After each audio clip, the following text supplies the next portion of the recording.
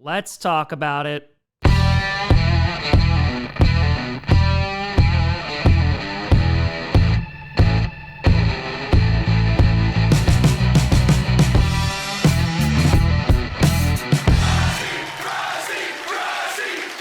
Grossi Posse Packer Nation. Welcome to an episode of Packcast, the podcast where you don't have to be a Packers fan, but it sure does help. I'm your host, Tom. Yeah, that was awful, Grossi. And today we are going to be talking about the Green Bay Packers losing to the Carolina Panthers with a score of 16-13. And unfortunately, there's almost nothing but bad news coming out of this game. If for whatever reason you missed this game and you're like, you know what? Let me go back and check the highlights. How come the Green Bay Packers didn't win the game? I'll save you some time. The offense didn't do diddly squat. And there's so many reasons as to why it happened. And to be honest with you, while we're giving a lot of crap to the offense, and boy, oh boy, do they deserve it, we got to talk about the defense. We got to talk about the special teams because everyone contributed in the loss that you saw today. Now, let's get the more important things out of the way first. Yes, the Packers lost, and that definitely sucked. But the biggest loss of the day is Tucker Kraft. It's feared that he tore his ACL, which would be a catastrophic loss for the Packers. Of course, he was a phenomenal target last week. He's been great this season. And ultimately, if this is going to be the end of Tucker Kraft's season, yeah, that's a huge problem because he is a big weapon on that offense and a great target for Jordan Love. Now, Luke Musgrave did come in and had some production today, and that is a positive. Of course, when the Packers drafted Luke Musgrave and Tucker Kraft, it was assumed that Musgrave was going to get tight end 1 reps. However, after Musgrave got hurt, Tucker Kraft took over and he never gave that spot back. And so I don't know if the Packers are going to target another tight end. And again, it is just feared an ACL tear. We don't know yet, but they have to do the MRI. But ultimately, a very tough day because not only did the Packers lose this game in which they were 13-point favorites, they also lost their star tight end. So yeah, not great, Bob. On top of that, they had a litany of other injuries. Matthew Golden got banged up in this game. Wooden was out in the second half. And yeah, it was just a very long day to be a Packers fan. And let's talk about why they lost this football game. First, Jordan Love went 26 for 37, 273 yards, 0 touchdowns, 1 interception, though there should have been a second interception in the end zone as he threw to a wide open defender who just dropped the ball and got sacked 1 time.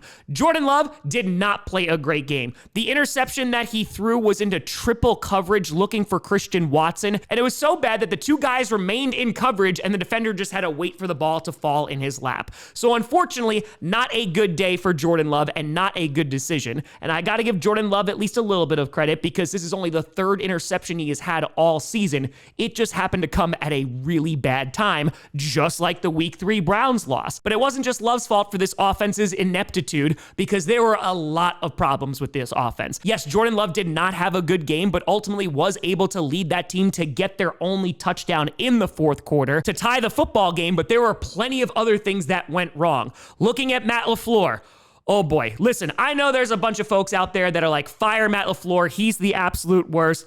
And nothing I say is going to change your mind. I have viewed Matt LaFleur as a successful head coach who at times definitely screws things up, whether it's situational play calling, whether it's personnel. I mean, we've talked about this a cajillion times. You can go back to those NFC Championship games, the divisional games against the 49ers. There's plenty of things that you could look at and go, yeah, Matt LaFleur was not having his best day on that day. However, today, it was really freaking frustrating. And again, because we're trying to be as even keel as possible, you look at the second half of that Pittsburgh Steelers game, Matt LaFleur calls a great game. Jordan Love plays really, really well. This entire game, Matt LaFleur did not do a great job. For whatever reason, they decided to go for it on 4th and 8 when they were in chip shot field goal range, and 3 points here would have made a big difference. And unfortunately for the Packers, while they did get some 4th down conversions, they were terrible in the red zone today. They went 1 for 5. And it wasn't just the 4th down play calling, it was the swing passes, the screen passes. And you want Jordan Love to air it out, and you got to give credit to the Panthers defense because they definitely did a nice job with coverage.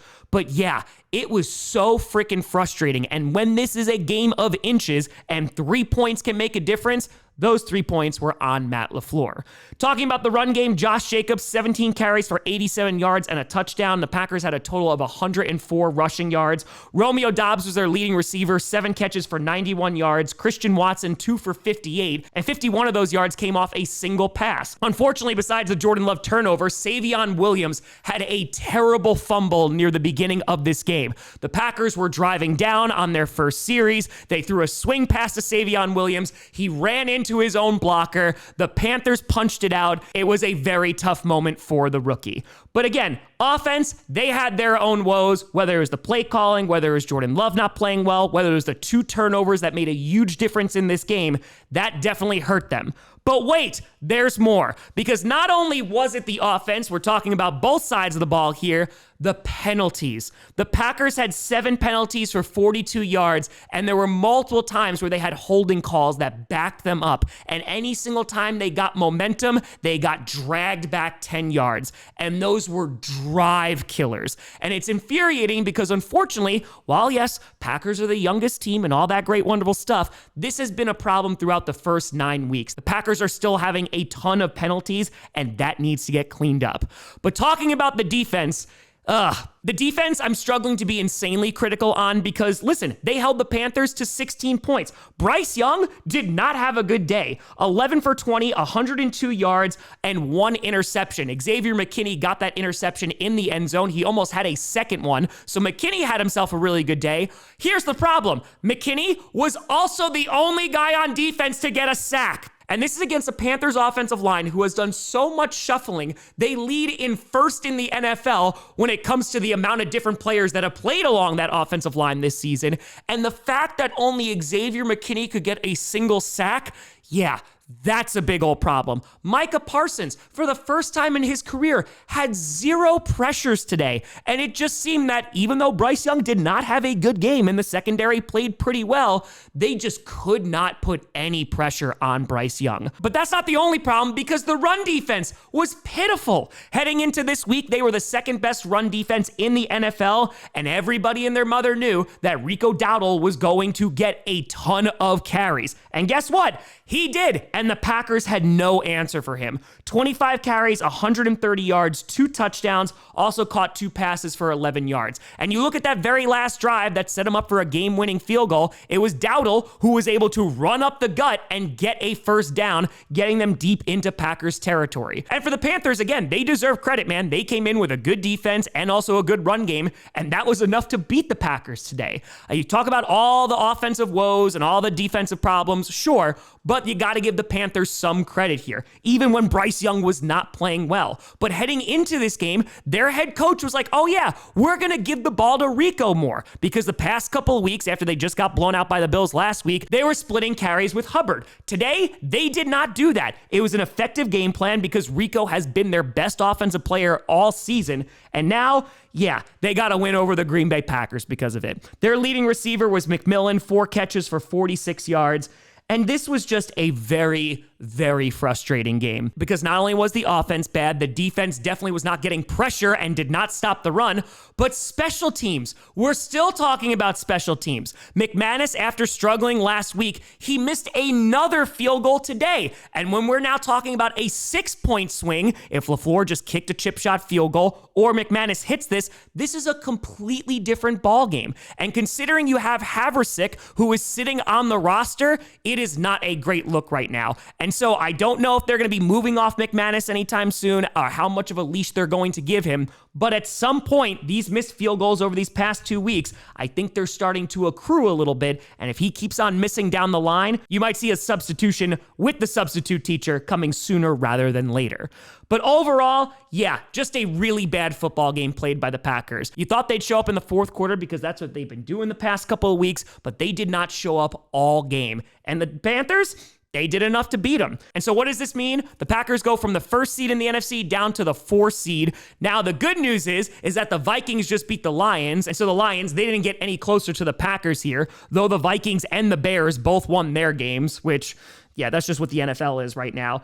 And again, I think that there is a fine line here because the Packers, the thing that has been a problem all season, even though this is only their second loss, is consistency. You just want to see consistency, especially with the offense. And I think that would calm down a lot of Packers fans. When you're upset about Matt LaFleur, you're looking at the play calling and in situations just making the wrong decision. But at times, he has called a really good game. You look at that Steelers second half. You look at the fourth down call against the Cardinals. And hell, they went for it on fourth down a couple of times and they were aggressive and they were successful. Unfortunately, though, they went for it on 4th and 8 when they could have kicked a field goal. They have been conservative for a huge chunk of every single first half this season, and that is leading to a ton of criticism. On top of that, the blocking from the offensive line, which is not Matt LaFleur's fault, was terrible. There was a screen that they threw to the right side, setting up a wide receiver screen, and there were 3 receivers in front of them, and nobody blocked. That's not Matt LaFleur's fault, but again, you put all these things together, the lack of pressure from the defense, the lack of run defense,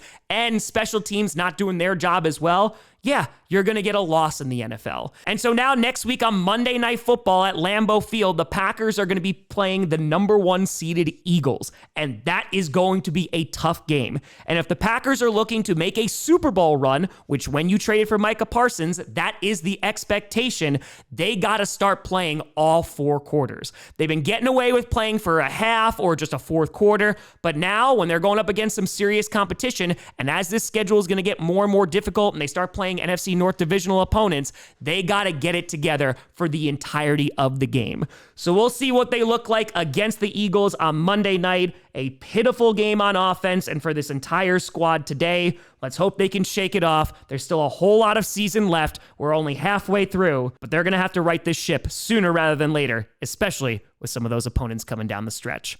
But let me know what you think down in the comments below. How do you feel about this game? How do you feel about the Packers? Unfortunately, not getting anything going, and they were wearing their throwback jerseys and everything. Okay, I feel a little bit better. You know, I saw you at TomGrossiComedy.com, and a big shout and thank you to all the Patreon and YouTube members for supporting this channel, and thank you so much for watching. I'm Tom Grossi, and as always, go Pack Go.